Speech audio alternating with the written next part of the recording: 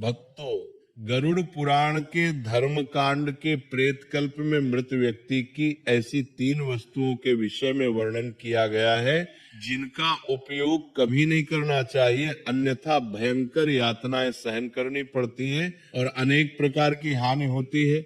इसलिए प्रत्येक बुद्धिमान व्यक्ति को इन वस्तुओं के विषय में अवश्य जान लेना चाहिए। श्री कृष्ण ने गरुड़ जी को अत्यंत ज्ञानवर्धक जानकारी दी है। इसे सुनने से आपके भी ज्ञान में वृद्धि होगी, इसलिए आप इस प्रवचन को पूरा अवश्य सुने, क्योंकि आधा अधूरा ज्ञान घातक होता है। दोस्तों, एक बार गरुड़ जी जो भगवान विष्णु के वाहन है, वे अपने मन में शंका लेकर भगवान श्री कृष्ण के पास द्वारका में आते हैं। अपने प्रिय वाहन गरुड़ को देखकर भगवान श्री कृष्ण प्रसन्न होकर उनका स्वागत करते हैं और कहते हैं, हे गरुड़, द्वारका में तुम्हारा स्वागत है। तुम्हारे आने से मुझे बड़ी प्रसन्नता हुई है। निस्संदेह तुम्हारे आने का कोई विशेष कारण होगा। बताओ किस प्रयोजन से तुम यहाँ पधारे हो।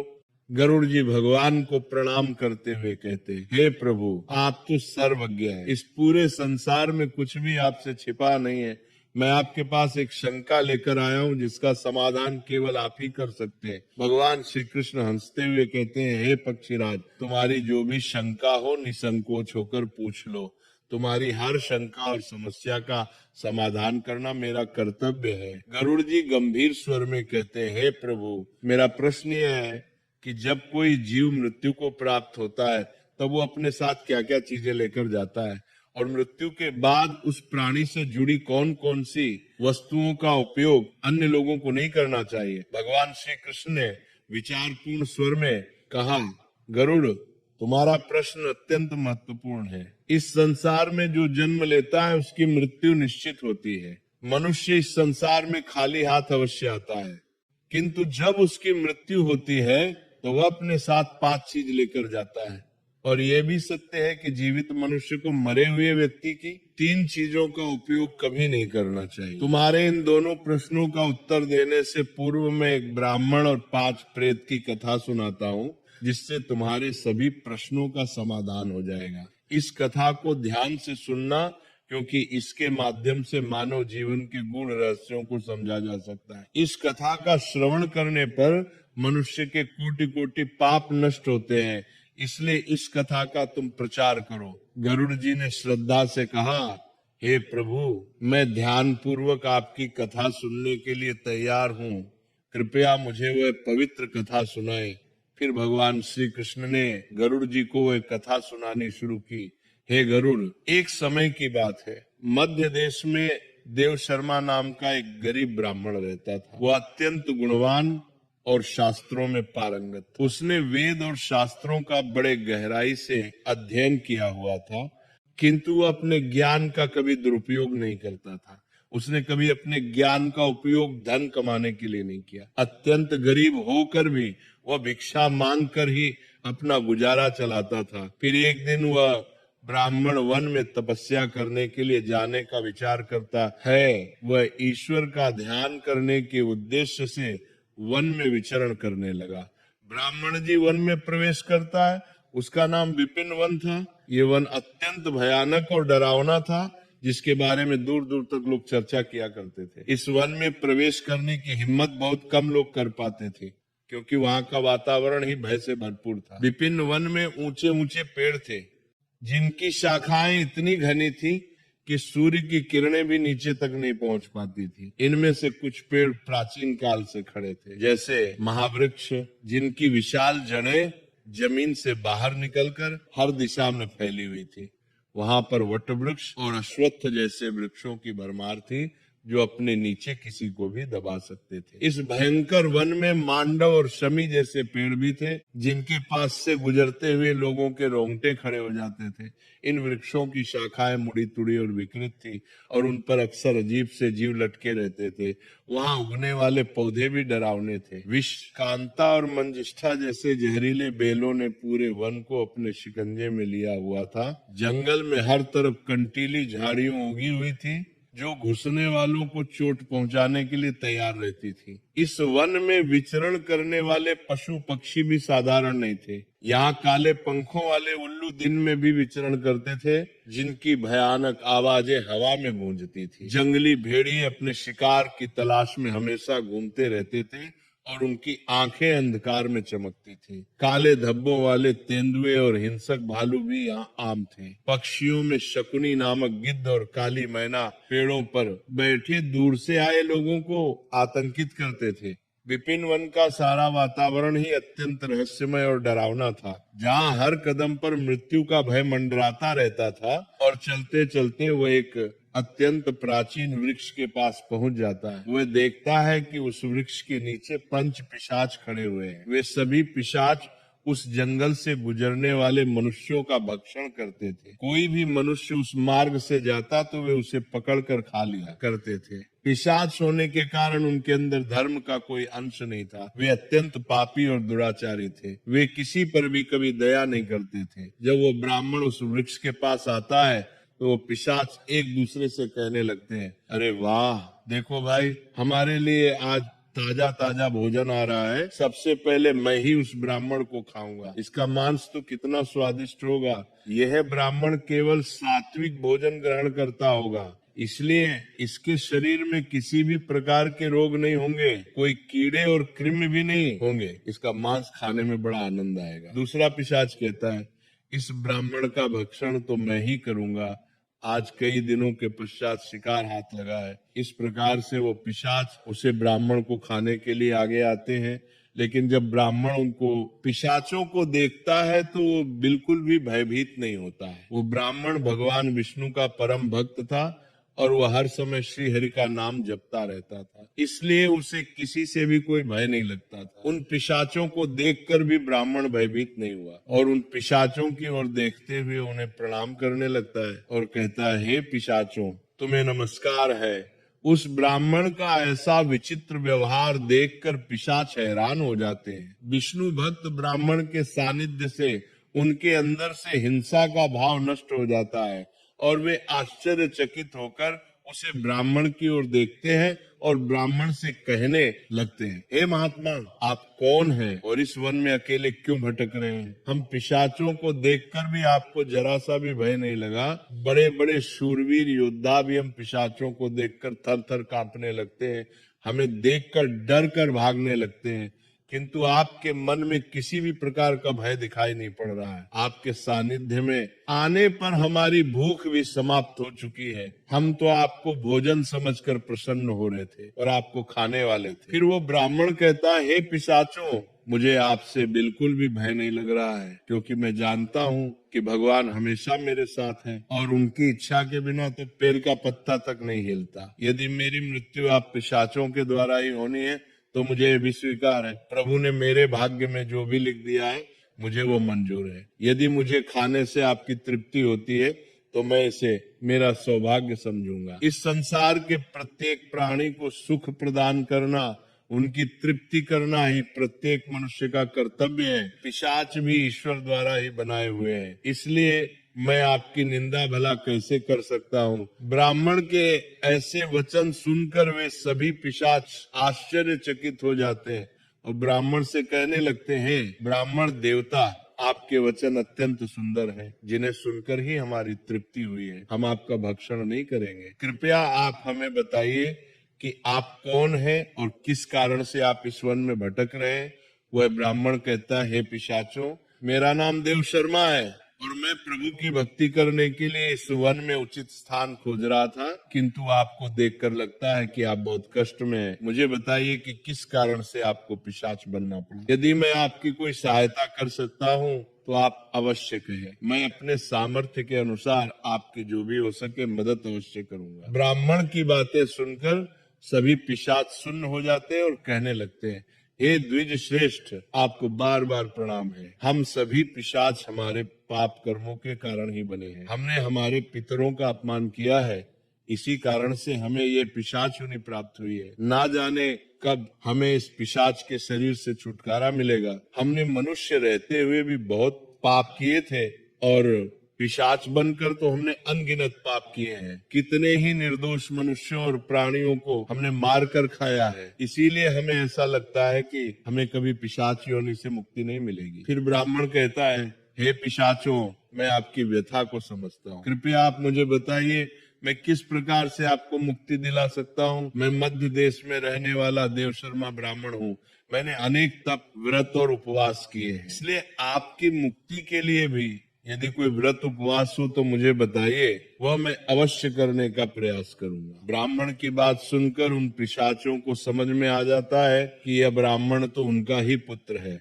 वे पिशाच उसे ब्राह्मण के दादा परदादा है, जो पाप करने के कारण पिशाच बने हुए हैं। श्री कृष्ण कहते हैं, हे गरुड़, इस प्रकार से उन पिशाचों को ये ज्ञात हो जाता है कि वो ब्राह्मण उनका ही वंशज है। फिर वो सभी पिशाच अपने अपने पाप कर्मों के विषय में बताने लगते हैं।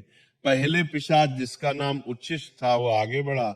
उसका शरीर मांस और खून से सना हुआ था और उसकी आंखों में अधर्म की अग्नि जल रही थी। उसने कांपते हुए ब्राह्मण से कहा, मेरा नाम उच्छिष्ट इसलिए पड़ा क्योंकि मैं हमेशा दूसरों का बचा हुआ और झूठन खाया करता था। मैं पिछले जन्म में बृहस्पति था और तुम्हारा 5 पीढ़ी पहले का पूर्वज था। एक समय में कालिका में बहुत विद्वान और आदरणीय ब्राह्मण था। मैंने यज्ञ और अनुष्ठान किया, लेकिन धीरे धीरे मेरी लालसा बढ़ गई। मुझे लोगों द्वारा छोड़ा हुआ भोजन खाने की आदत पड़ गई। दूसरों के झूठे भोजन में मुझे स्वाद आने लगा। मैंने यह जानने के बावजूद कि यह अधर्म है, झूठे भोजन का आदान प्रदान शुरू कर दिया। एक दिन जब मैंने एक पवित्र यज्ञ के बाद बचा हुआ उच्छिष्ट भोजन खा लिया, उसी भोजन से मेरे शरीर में विष निर्माण हुआ और उसी क्षण मेरी मृत्यु हो गई। अब मैं पिशाच बनकर उच्छिष्ट भोजन करता हूँ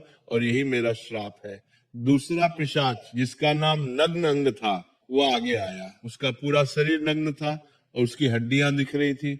उसने ब्राह्मण की ओर देखकर कहा, मेरा नाम नग्न अंग इसलिए पड़ा क्योंकि मैं हमेशा निर्वस्त्र रहकर स्नान करता था। पूर्व जन्म में मेरा नाम शरदचंद्र था और मैं तुम्हारा 6ठी पीढ़ी का पूर्वज था। मैं एक ब्राह्मण कुल में जन्मा था और मेरे पास ज्ञान और तप की शक्ति थी, लेकिन मैं अपने शरीर का घमंड करने लगा। मुझे स्नान करते समय नग्न रहने में आनंद आता था और मैंने समाज के नियमों का अपमान किया। मैं इसे स्वाभाविक मानता था, परंतु यह अधर्म था। एक दिन जब मैं नगर के तालाब में नग्न होकर स्नान कर रहा था, तभी जल देवता ने मुझे श्राप दिया कि मैं अपने घमंड के कारण पिशाच योनि को प्राप्त करूंगा। मेरी मृत्यु भी उसी तालाब में डूबने से हुई। अब मैं पिशाच हूँ और मेरा शरीर हमेशा नग्न रहेगा, जैसे मैंने अपने ब्राह्मण धर्म का अपमान किया था। तीसरा पिशाच, जिसका नाम शव वस्त्र था, उसके शरीर पर मृत लोगों के फटे हुए कपड़े लिपटे हुए थे। उसकी आवाज में दर्द था। उसने कहा, मैं इस योनि में इसलिए हूँ क्योंकि मैंने हमेशा मृत व्यक्तियों के कपड़े चुराए। पिछले जन्म में मेरा नाम अच्युतानंद था। मैं तुम्हारे पूर्वजों में से था और एक आदरणीय ब्राह्मण कुल से संबंध रखता था, लेकिन मेरे मन में लोभ बढ़ गया था। मैं श्मशान भूमि पर जाकर मृतकों के वस्त्र चुराता और उन्हें बेचता था। मरे हुए लोगों के वस्त्र पहनकर मुझे सुख की अनुभूति होती थी। मेरे इस अधर्म को देखकर देवताओं ने मुझे श्राप दिया कि मेरी मृत्यु श्मशान में होगी और मैं पिशाच बनकर हमेशा शवों के वस्त्र पहनूंगा। मेरी मृत्यु श्मशान में ही हुई, जहां एक भयंकर पिशाच ने मुझे मार दिया। अब मुझे मृतकों के वस्त्र पहनने का श्राप मिला है। चौथा पिशाच, जिसका नाम अशोक था, उसकी उपस्थिति इतनी गंदी और बदबूदार थी कि ब्राह्मण को सांस लेना कठिन हो गया। अशोक ने कहा, मेरा नाम अशोक इसलिए पड़ा क्योंकि मैंने हमेशा अपवित्र और गंदी चीजों में खुद को लिप्त रखा। मैं पिछले जन्म में धर्मराज था और तुम्हारा पूर्वज था। मेरे जीवन में शुद्धता का कोई स्थान नहीं था। ब्राह्मण होते हुए भी मैंने अपवित्रता में जीवन बिताया। मैंने कभी अपने तन और मन की शुद्धता का ध्यान नहीं रखा। गंदे वस्त्र पहनने और अपवित्र स्थान पर रहा। मैं स्नान नहीं करता था और ये सब जानकर भी मैंने धर्म के नियमों का पालन नहीं किया। मेरे इस पाप के कारण देवताओं ने मुझे श्राप दिया कि मैं अशुद्धता में लिप्त रहकर ही इस पिशाच योनि में भटकूं। मेरी मृत्यु एक गंदे तालाब में डूबकर हुई। अब मैं इस पिशाच योनि में हूँ जहां मैं हमेशा अपवित्रता से घिरा रहता हूँ। अंत में 5वां पिशाच द्रव्य हरि था। उसका मुख रक्त से लथपथ था और उसके हाथों में मांस के टुकड़े थे। उसने भयावह हंसी के साथ ब्राह्मण से कहा, मैं द्रव्य हरि हूँ क्योंकि मैं मांस और रक्त का लोभी था। पूर्व जन्म में मेरा नाम सोमदेव था और मैं तुम्हारा पूर्वज था। मैंने ब्राह्मण होते हुए भी हिंसा और क्रूरता का जीवन अपनाया। मुझे मांसाहार और हत्या में आनंद आता था। मैंने कई निर्दोष प्राणियों का खून बहाया और उनका मांस खाया। मैंने अपने परिवार और समाज की मर्यादाओं का उल्लंघन किया। मेरे इस अधर्म के कारण मेरी मृत्यु एक मांसाहारी भोज के दौरान हुई।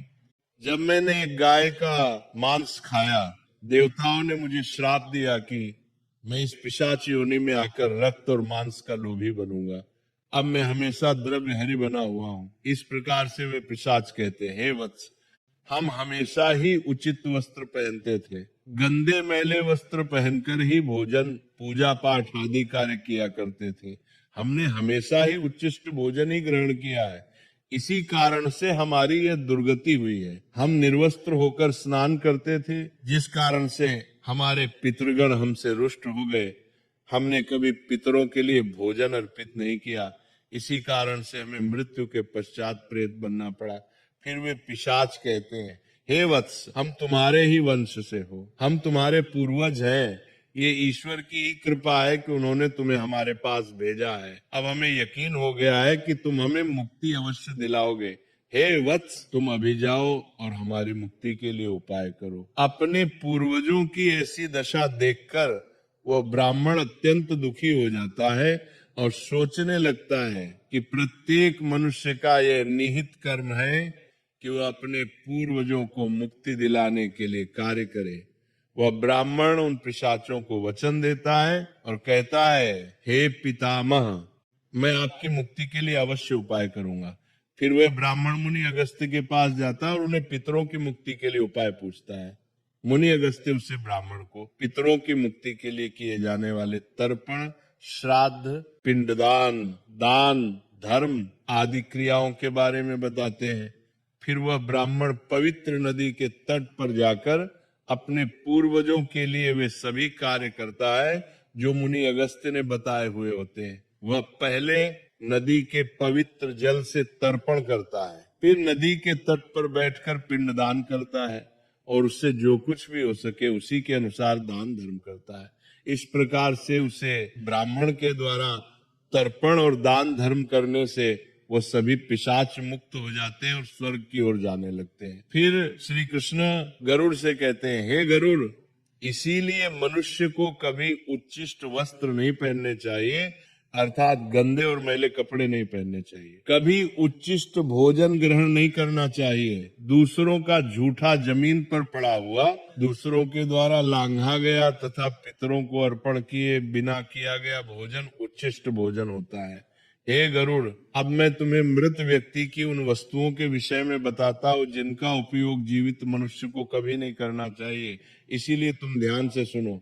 हे गरुड़, मनुष्य इस संसार में जन्म लेकर कई भौतिक सुखों के मोह में पड़ जाता है। मृत्यु के बाद भी उसका उन वस्तुओं के प्रति मोह नहीं छूटता है। जब तक मनुष्य सांसारिक वस्तुओं का मोह त्याग कर संपूर्ण रूप से ईश्वर को अपना नहीं लेता, तब तक वो अलग अलग योनियों में जन्म लेकर पृथ्वी लोक पर ही भटकता रहता है।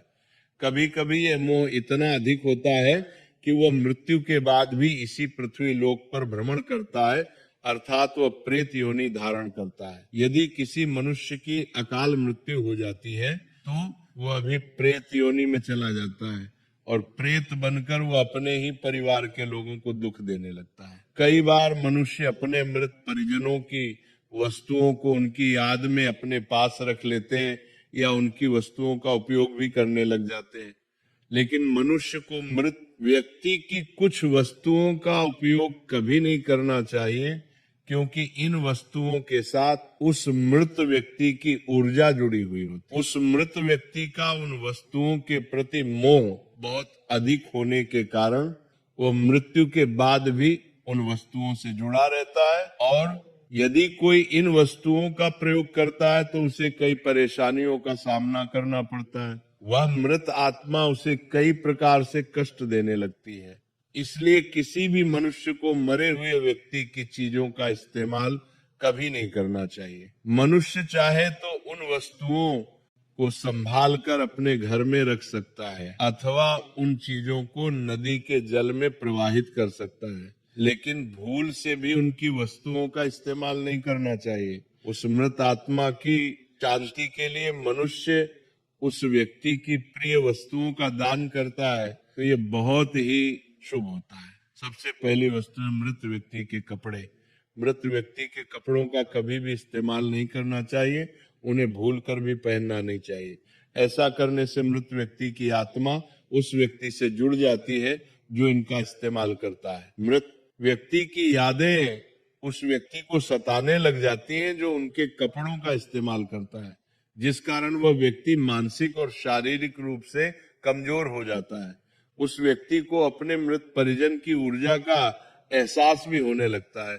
इसलिए मृत व्यक्ति के कपड़े कभी भी नहीं पहनने चाहिए। मृत व्यक्ति के कपड़े हमेशा दान कर देने चाहिए, जिससे उसकी आत्मा को शांति प्राप्त हो जाती है।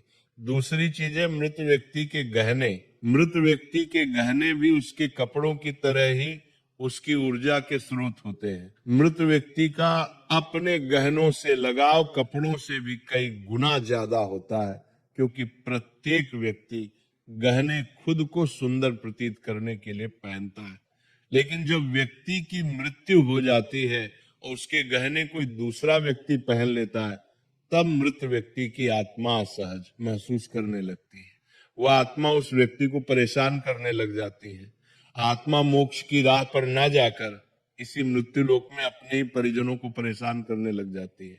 इसलिए मृत व्यक्ति के गहनों का कभी भी इस्तेमाल नहीं करना चाहिए।